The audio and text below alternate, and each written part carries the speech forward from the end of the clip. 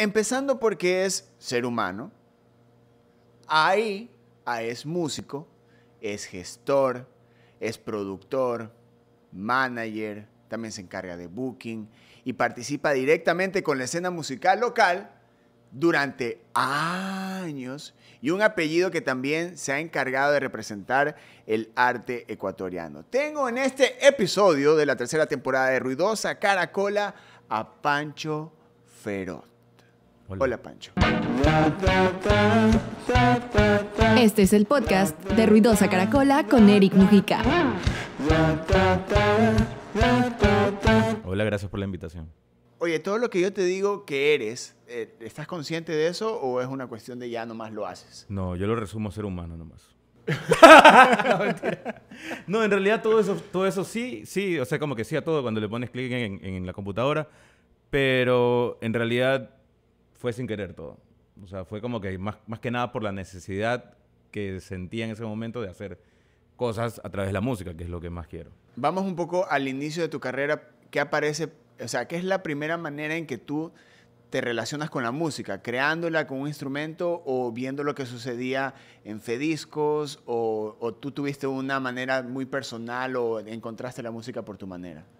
Es raro porque, claro, yo nací en un ambiente de negocio musical, como que conocí de entrada cómo se fabricaban los discos, cómo se fabricaban los cassettes, cómo se grababa.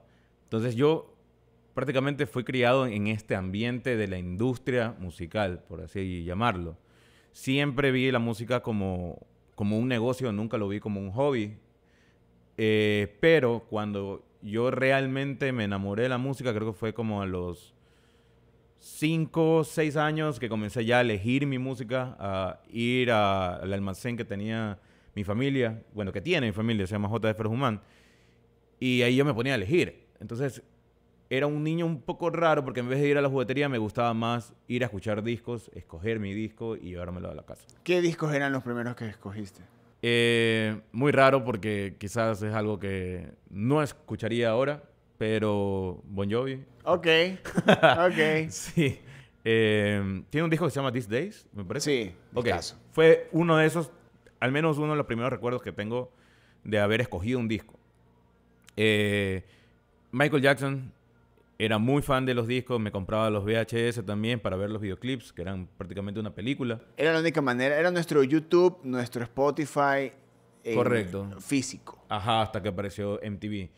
Ya en esa etapa, MTV, ya comencé a tener otro tipo de información que normalmente no me llegaba del boca a boca o en conversación entre panas.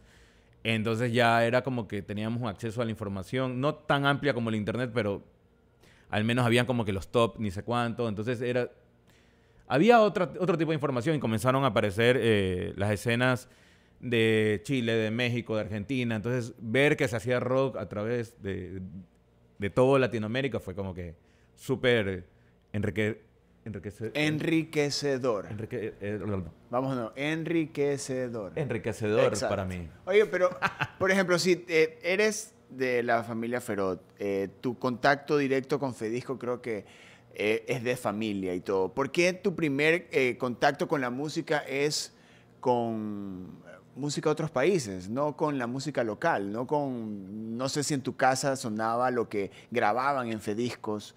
Sí. O por qué tu primera manera de exponerte con la música fue con Michael Jackson, con Bon Jovi, no fue con Julio Jaramillo, con lo que se hacía acá? Claro. En esa época, cuando yo era así súper chiquito, me acuerdo que hacían hip hop en Fediscos. Estaba La Colección, Dos Ángeles y otros personajes más, Rubén el Rey. Y también hacían full tecnocumbia, pop, rock balada máximo.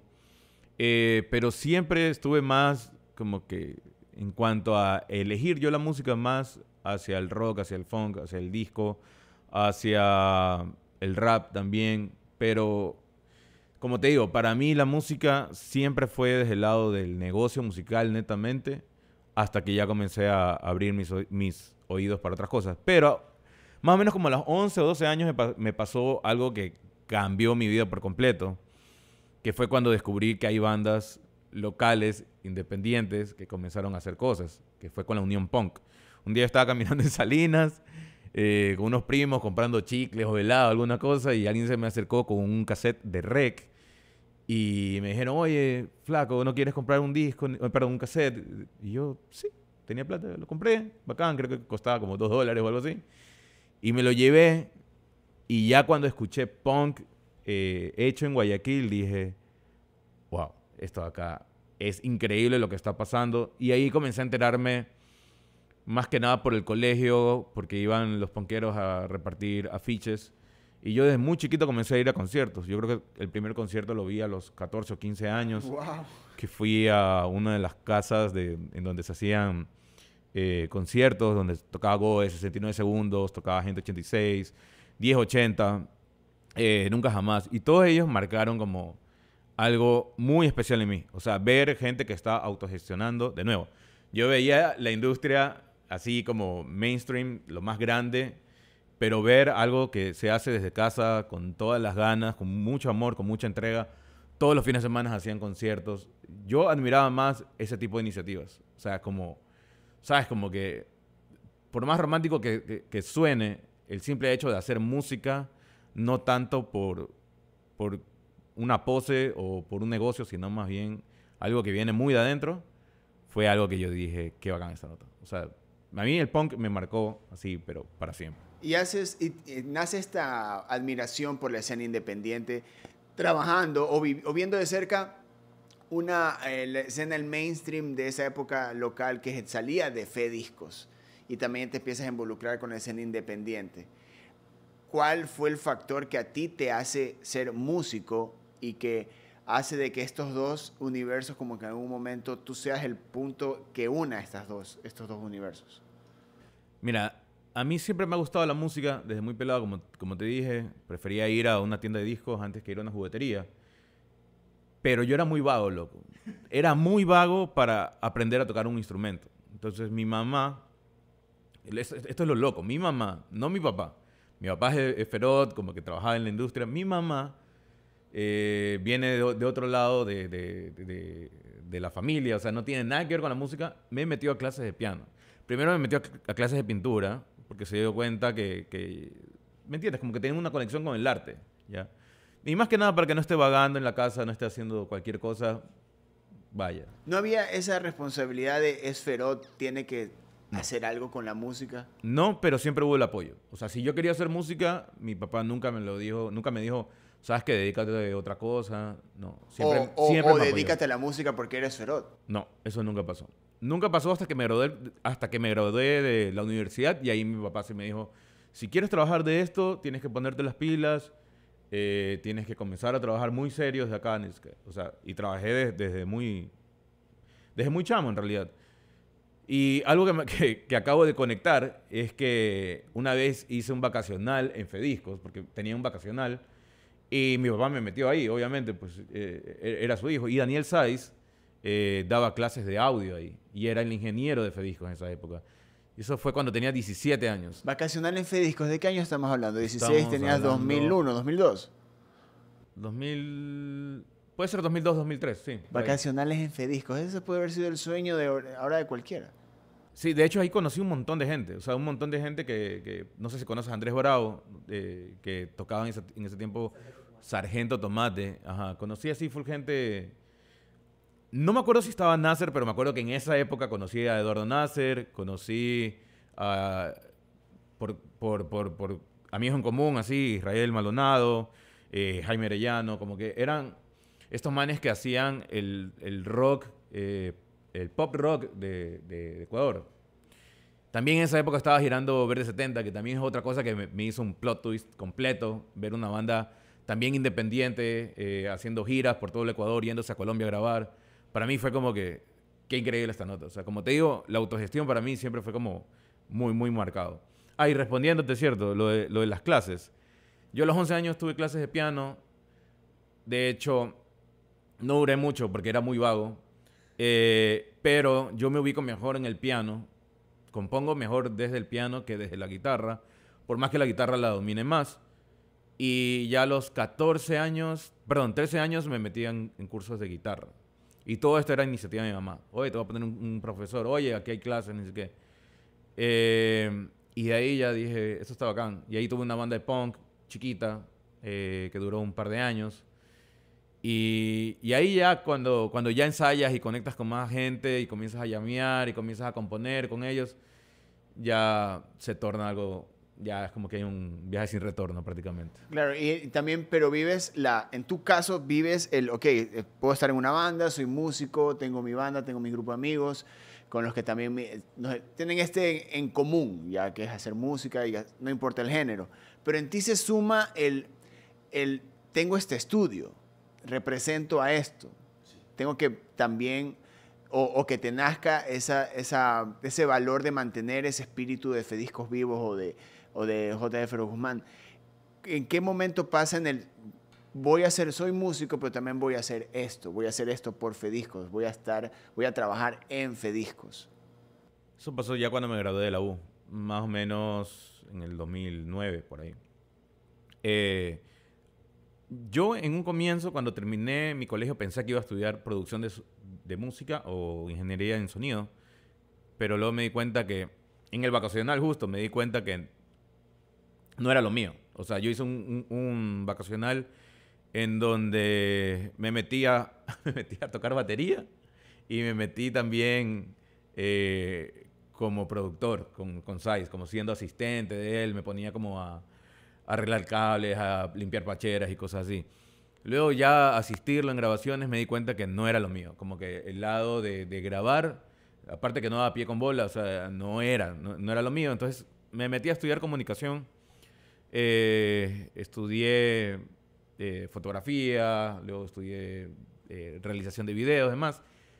Y ya cuando me gradué, ya me di cuenta que tenía que hacer algo para vivir. O sea, aparte que no me gustaba tanto el formato de agencias, no me gustaba tanto el formato de productoras. Por mucho tiempo fui freelance en productoras de video, pero quería algo mío, quería hacer algo y aparte tenía esta conexión muy fuerte. Entonces mi papá fue el que me dijo, mi papá tenía cerrado Fediscos, mi papá cerró del 2004 al 2009, que comencé yo a abrir.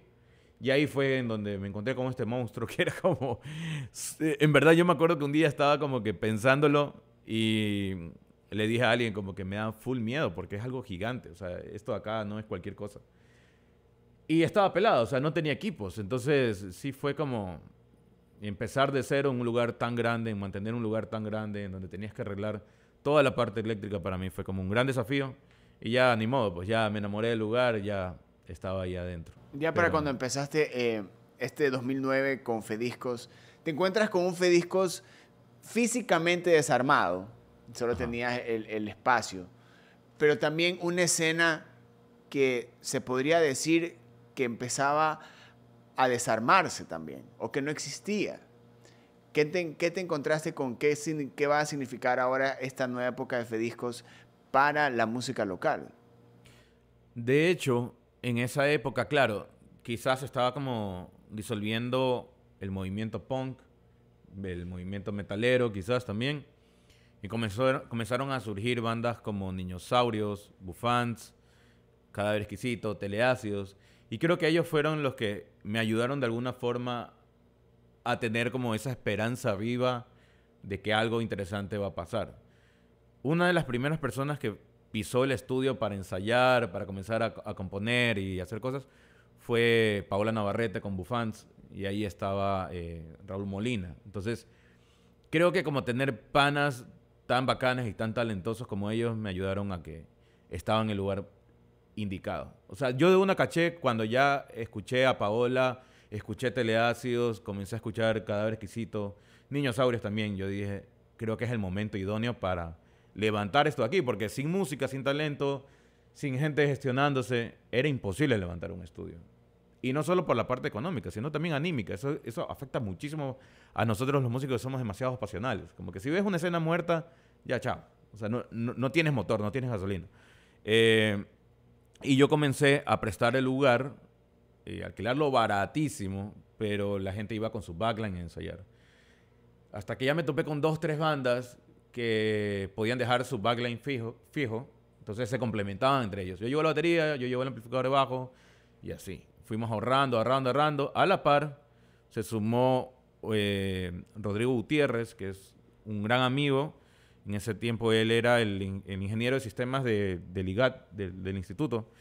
Me lo presentó Grillo, un gran pana, y apareció Segarra, de grabador, a querer levantarlo también. O sea, de onda, porque sabían que había un espacio en donde se podía hacer cosas increíbles. Y gracias a ellos se levantó. Luego apareció Jorge Campoverde y demás. Pero fue como que ese apoyo mutuo y el amor a levantar Fediscos que nos ayudó. Te juro que teníamos así $0. Ya cuando logramos parar el estudio como tal, lo primero que se hizo fue grabar un EP de una banda cristiana, no me acuerdo el nombre, y con ese dinero compramos el primer backline. Luego comenzaron a aparecer las sesiones de unísono, que eso fue otra cosa que levantó a Fediscos. Hicieron 2 temporadas de unísono, luego vino Expresarte, y ahí fue en donde comencé a conocer a todas las bandas de Quito, todas las bandas de Cuenca, a conocer productores, y ya había otro tipo de movimiento. Aparte de los ensayos, ya comenzaron a grabar cosas, grabar maquetas, comenzaron a grabar sesiones, y ahí yo le sumé mi lado de comunicador, de grabar sesiones dentro de Fediscos, y después, ya cuando tenía una cartera de clientes fija en publicidad, porque también hacíamos jingles y cosas así, era como un negocio que tenía muchas unidades, más bien. Ya tenía unas bandas, tanto bandas de covers como bandas también independientes que ensayaban fijamente, ya tenían un cronograma fijo en Fediscos para ensayar. Ya ahí yo me fui a estudiar afuera. Entonces ahí me fui por 3 años, lo dejé a cargo a José Segarra y Jorge Campoverde, Jaime Carrillo también. Y como que prácticamente hagan lo suyo, porque yo no hacía nada de la parte de operación. Y en Argentina me di cuenta que teníamos un espacio demasiado bacán para hacer conciertos en Guayaquil. Entonces, hasta ahí... Eso fue lo más bello. Hasta ahí fue como... Maquena. Eso fue como que 2012, que fue más o menos cuando yo estaba grabando Rocket en Fediscos. Pero también era una época donde había un movimiento ya muy, muy importante, pero no de conciertos, sino de bandas, artistas que iban a Fediscos, ensayaban, grababan. Tú ya andabas por ahí rondando, ya eras como que la especie del manager, el gerente de Fediscos.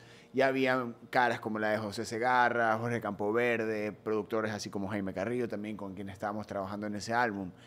Pero también ahí había... ¿Tú crees que esos años, 2012 hasta el 2017, 2018, era como que la base que le dio a Guayaquil para una posible industrialización de la música, cuando después, por A o B razones, se debilitó también? ¿Tú crees que si no, que esa época, esos años en Fediscos, le dieron a esta generación como que esa base para saber la gestión? Porque tú la aprendiste, porque la venías viviendo desde que naciste, pero se sumaron cabezas como la de José Segarra, pero desde el punto de vista musical, ya en la gestión, esos años fueron de práctica para ti, para lo que haces ahora. ¿Tú crees que las personas, los músicos que trabajamos ahí, que vivimos ahí, está como que ese sentimiento de legado sobre Fediscos y trabajar sobre eso para poder crear una industria? Mira, yo creo que todo se dio y todo cumplió un gran propósito. O sea, el momento que tú estabas grabando con Rocket, yo justo estaba de vacaciones y claro, por ahí nos conocimos.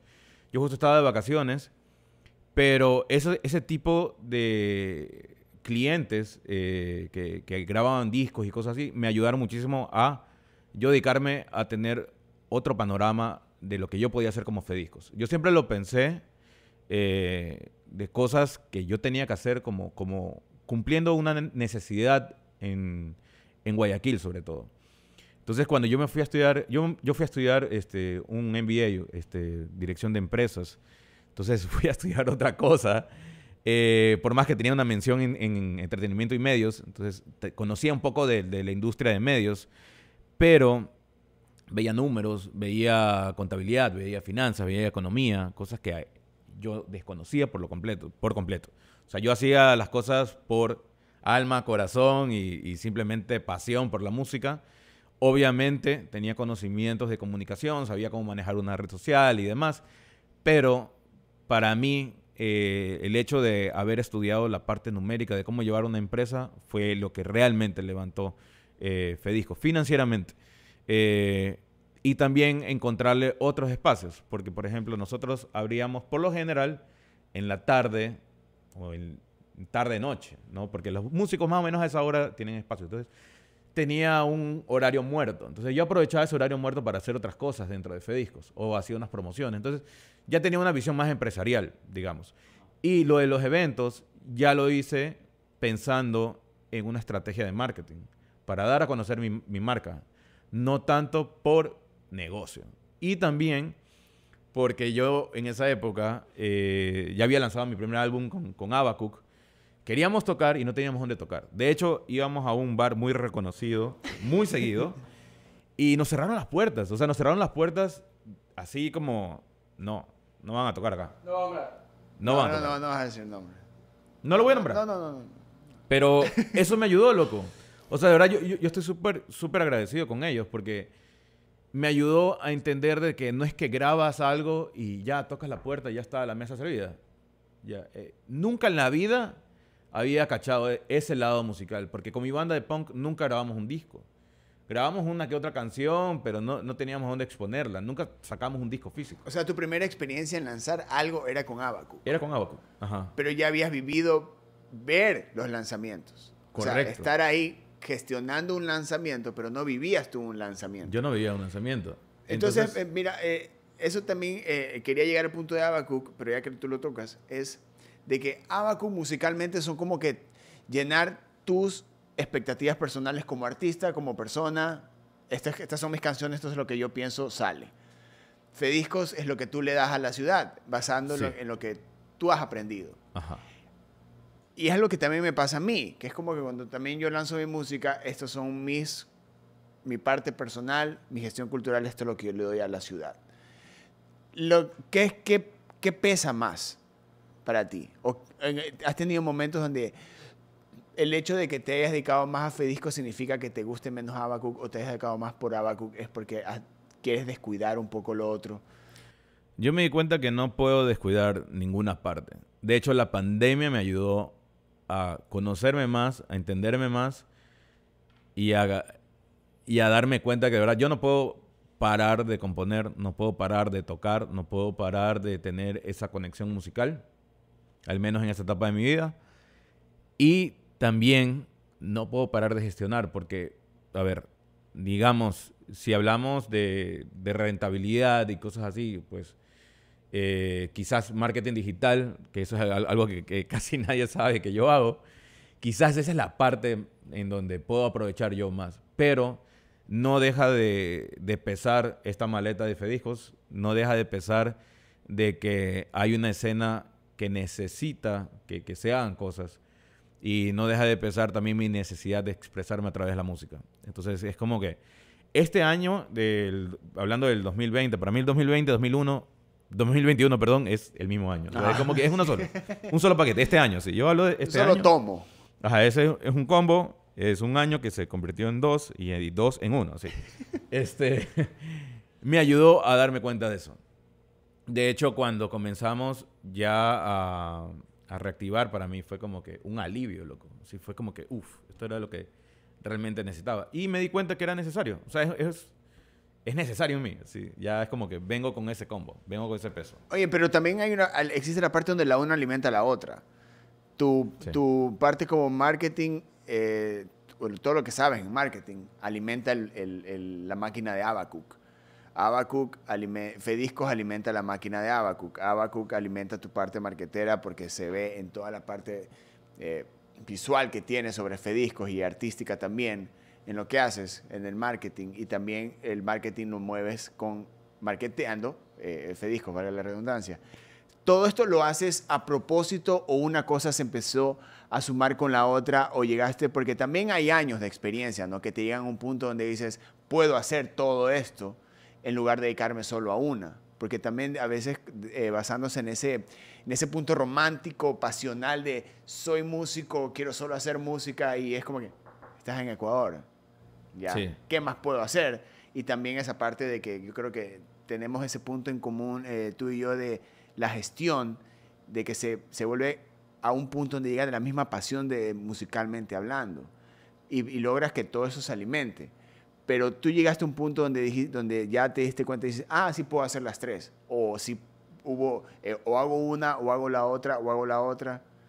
O sea, no tuviste ese encontrón Sí. con la vida. Siempre, de hecho, cuando me gradué de la U, siempre fue como ese desafío de cómo conecto todo esto. Todo lo que estoy estudiando de comunicación audiovisual, todo lo que estoy estudiando acerca de marketing, cómo lo uno a la música. Yo al comienzo, para mí era agua y aceite.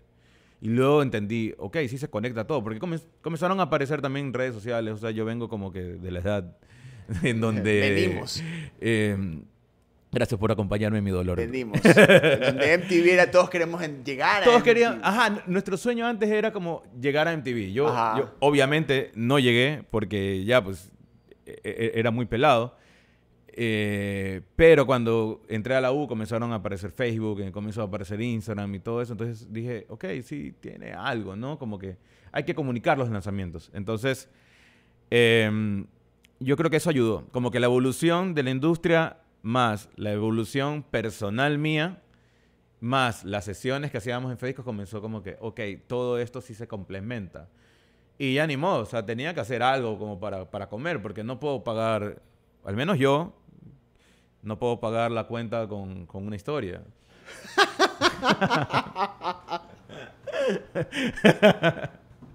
Perdón. Ok, Pancho, ok. Oye, a lo sí. Fino. A veces me sale. Sí, fino. Oye, pero también los últimos años de Fediscos, que creo que se resumen, no específicamente, pero hubo el Mañana es Lunes, que creo que es una de las cosas que más extraña de esa época.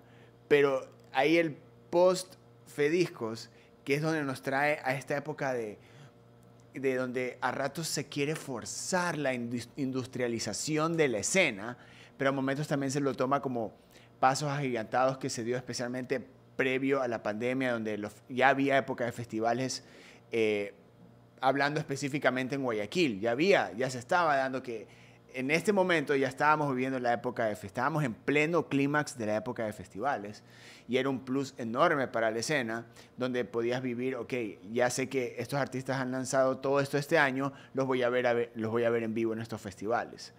Ahora, con lo que ha sucedido con la pandemia, que obviamente la parte cultural ha sido la más afectada, no porque no haya estado afectada antes, se reafectó, ya, pero tú ves ahora lo que dejó Fediscos, lo que sigue creando Fediscos y estas ganas de industrializar ya toda gestión que tiene la cultura.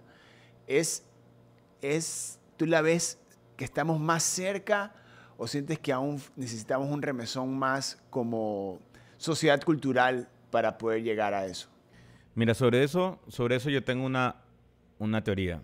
Para mí la industria está. ¿Sabes por qué? Porque la industria es digital, 100% digital, y es globalizada.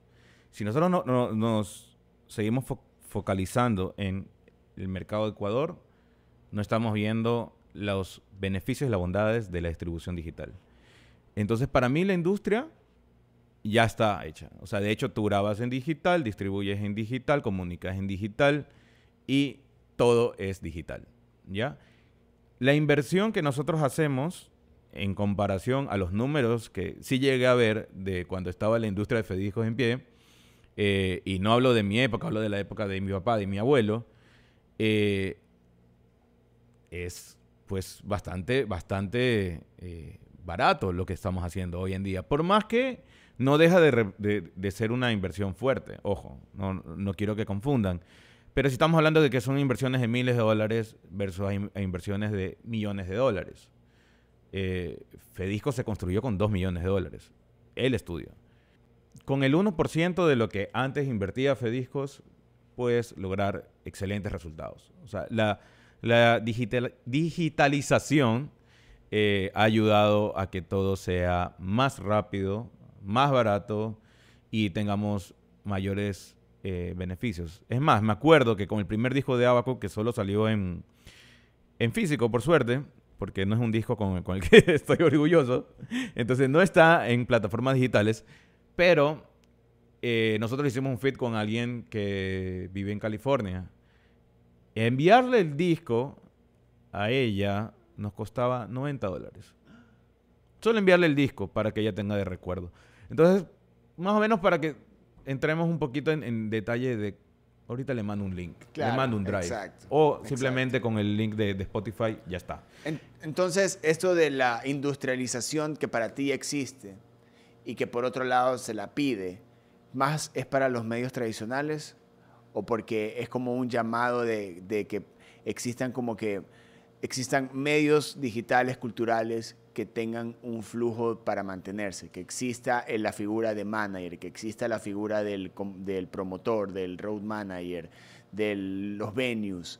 Más va por ese lado que por una cuestión de en serio, ¿cómo gestionamos música aquí? Mira, en Ecuador hemos logrado excelentes resultados sin tener un sello mayor acá, ni uno solo. No estoy seguro si hay algún artista firmado por algún mayor, pero los resultados que ha logrado Ecuador son espectaculares. Yo puedo comparar la escena independiente argentina con la de Ecuador y lo que ha logrado Ecuador con un nicho muy específico, con una audiencia muy pequeña, son resultados demasiado grandes. Ahora, yo creo que en lo que nos tenemos que focalizar es justo eso, como que hacer ese trabajo de oficina, que lo puedes hacer fácil con 2 o 4 personas y puedes llegar a cabo un buen lanzamiento, puedes llegar a buquearte en buenos festivales y ir creciendo. Yo creo que somos demasiado ansiosos el hecho de que, y esto lo aprendí gracias a este bar que me cerró las puertas, de que no puede ser de que yo grabe y ya quiero tocar. Y no es así, hay que ir escalando. Por más que yo sea Panchito Fediscos, ya hay que ir escalando.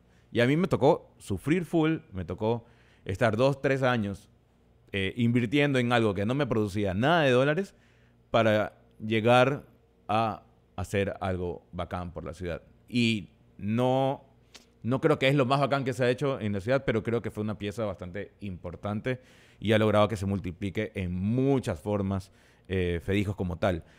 Pero, volviendo al tema de la industria, yo creo que lo que estamos logrando es bastante positivo. Tenemos, de hecho, una escena demasiado diversa que para nuestra quizás desventaja lo compartimos con un público similar.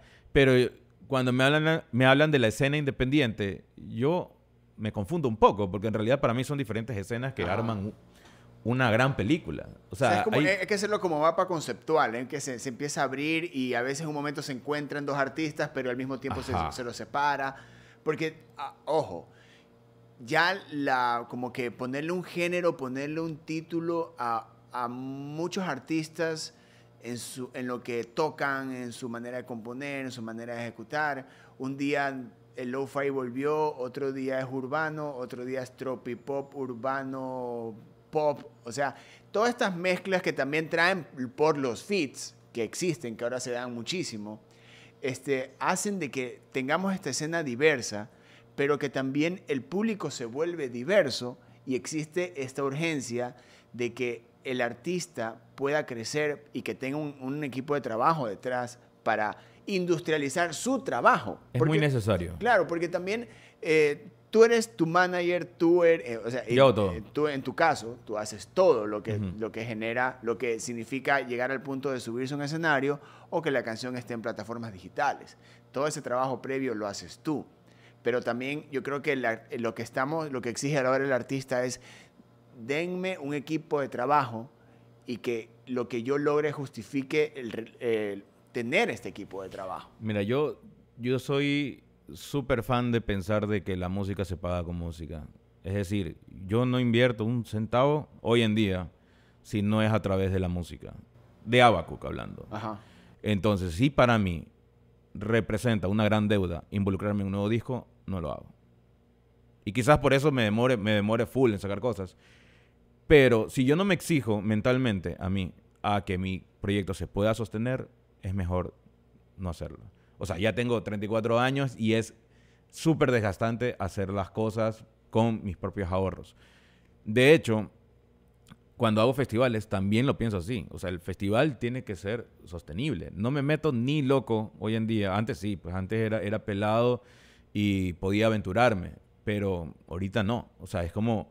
Antes de involucrarme en un nuevo festival, pienso en cómo se va a sostener si es que se cancela. ¿Esa mentalidad tú crees que debe tener el futuro gestor cultural que ahorita tiene 20 años, 22 años? Sí. ¿Tú crees que esta conversación debería significar de que ese futuro gestor debería decir, si no te va a generar algo, económicamente hablando, no lo hagas? Y eso hace de que porque también hay dos caras, de que también el gestor diga, no lo voy a hacer porque no me genera nada, no se hace el evento y no existe este aparato que se está moviendo cultural, pero no existe la parte del negocio, la parte administrativa, la parte de industria, que se involucra a la empresa privada, a la empresa pública, y mientras no exista este llamado de, oigan, hay escena, hay festivales, la empresa privada no va a generar su propio, o la empresa pública no va a generar su propio evento. Mira, las empresas, tanto públicas como privadas, lo que ven y lo que siempre van a ver son números. Si tú como movimiento, como artista, tienes tantos seguidores o a tus shows van tantos seguidores, ellos van a prestar atención. Ojo, no quiero decir que de ley te van a dar plata para poder hacer algo, ¿no? Pero hay números, siempre va a haber números. Yo creo que el que no llora no mama. O sea, es como que si no dices las cosas, si no haces un trabajo de exposición, de que, hey, acá estoy yo haciendo esto acá, es muy complicado de que te financien algo. Y agregar también de que el gestor no tiene que ser solo el que difunde o el que te dice, oye, hay esto, sino que también tiene que saber cómo gestionar, cómo vender, cómo administrar. O sea, yo creo que ya estamos en la época donde hubo el do it yourself hasta de los gestores. Yo creo que ya está como que en esa parte donde se está acabando tengo todas estas oportunidades, tengo todos estos artistas, tengo todas estas marcas, tengo estas empresas, ¿cómo las ataco para que también se genere la tan conocida y a veces un poco ignorada economía naranja? Eso es un buen punto. Y creo que al fin un gobierno que se interesó por esta economía son los quizás últimos 10 años que hemos vivido, nos hemos dado cuenta de que eso existe. Y por suerte nos tocó vivir unos momentos muy, muy, muy importantes en cuanto a leyes, en cuanto a regalías y demás. O sea, al fin se trató un poquito de ordenar. Ahora, yo no soy fan de ningún político ni nada, pero sí me gusta revisar algunas oportunidades que hemos tenido. Y creo yo que el dinero no debe llegar del Estado únicamente, ni tampoco la industria debe ser parada por el Estado. Pero ellos sí nos tienen que dar garantías de poder trabajar, ellos sí nos tienen que dar garantías de que podamos sostener esta economía, que es muy importante, de hecho. O sea, si nos ponemos a ver, la economía naranja va desde el músico hasta las personas que venden cosas en los eventos. Entonces, es una industria que quizás representa cientos de miles de personas del Ecuador, que al fin se dieron cuenta, el gobierno al fin se dio cuenta de que esto está pasando. Es que también ahí es cuando se lucha o luchamos por eliminar el decir apoyen o apóyame. Hay que quitar eso. Esa palabra. Eso no existe. Apóyennos quitando la palabra apoyar. Sí. Solo se puede apoyar esta cerveza en la mesa, pero no nos apoyen. Consuman. Exacto, no nos apoyen. Denos solo los espacios, denos los espacios y las maneras para trabajar. Yo creo que apoyarte es apoyarte el taxi que te tengo que poner para que después te regreses a tu casa, sí, pero que después igual me tienes que devolver. Sí, ¿ya? O sea... Claro, o sea, el apoyo es como que no me hagas un favor, déjame trabajar, déjame hacer lo que quiero, lo que me gusta y de lo que conozco, porque también hay otra cosa de que la ignorancia sobre la cultura hace de que se cree de que esto debe ser un apoyo. No hay el que sabe, no hay el que sabe cómo se está moviendo, no hay el que cómo se ha movido, hay. El que sabe cómo se ha movido, pero no hay el que sabe cómo se está moviendo, donde entra la parte digital, entra la gestión, entra la parte de los nuevos artistas, qué quiere el público ahora, cómo se mueven las marcas. No hay esa parte. Claro, ahí acabas de decir algo muy importante y muchas veces caemos en que sí, es que no nos apoyan. O sea, quizás el apoyo puedes esperar de tus familiares, de tus panas. Y si no existe el apoyo, no importa, no pasa nada. Pero yo creo que debemos tener una escena o un fanbase o algo así, o una audiencia que te ayude a crecer, que te ayude a desarrollarte también. Porque ya nos dimos cuenta que sin los shows, sin los eventos en vivo, sin ellos, no podemos financiar otras cosas.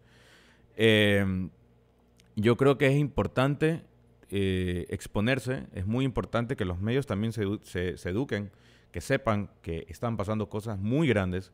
O sea, si hacemos un festival al aire libre en la avenida Quito, estoy seguro que eso se puede repletar. Ajá. O sea, cachas, o sea...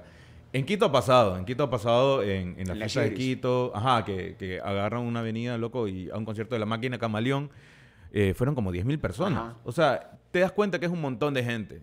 Y aquí un tip de propaganda política es como, ahí está la masa, eso es lo que tú quieres a la final. O sea, como que poner tu logo y yo fui quien paró esto de acá. Y a veces... creen que es como que ya le dimos el espacio, ya le dimos como que el escenario, ya les pusimos... Ahí a ustedes. Ahí ya está, así como que ya, no. Claro. Loco, hay como full cosas atrás, o sea, de contratar una buena productora para que te lleve la logística del evento, contratar un buen proveedor, contactar buenos músicos, pagarles bien, va de la mano de toda esa masa. Porque si la gente que asiste tiene una buena experiencia, van a querer ir a tu concierto privado en X lugar. ¿Tú crees que ahora con lo que está sucediendo culturalmente debemos ser más exigentes ya con la parte gubernamental, la parte estatal, la parte privada? Deberíamos empezar a ser como que ya más exigentes porque ya sabemos que tenemos un producto que bueno, siempre hemos tenido un producto que vale, pero ahora como lo vivimos, lo hacemos, lo creamos y estamos involucrados 100%, ya sabemos y podemos ir a exigir y decirles, esto se hace así, esto se ha venido haciendo así, escúchennos.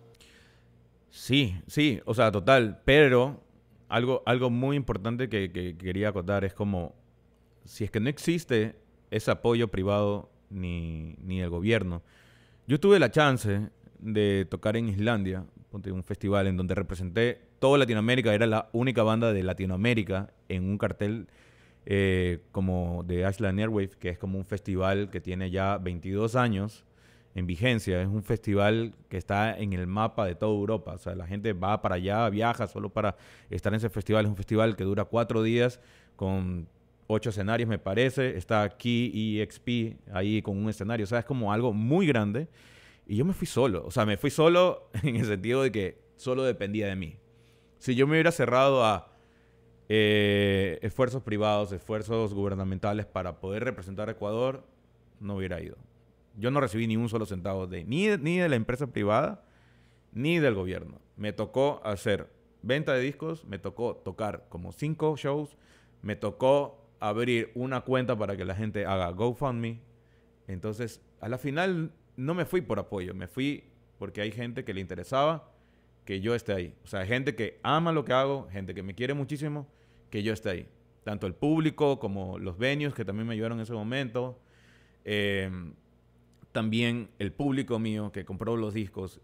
Y me acuerdo que hicimos una campaña que se llamaba Todo Suma. Porque literal, cada dólar que me daban o cada disco que se vendía era para el chanchito, para el chanchito, para el chanchito.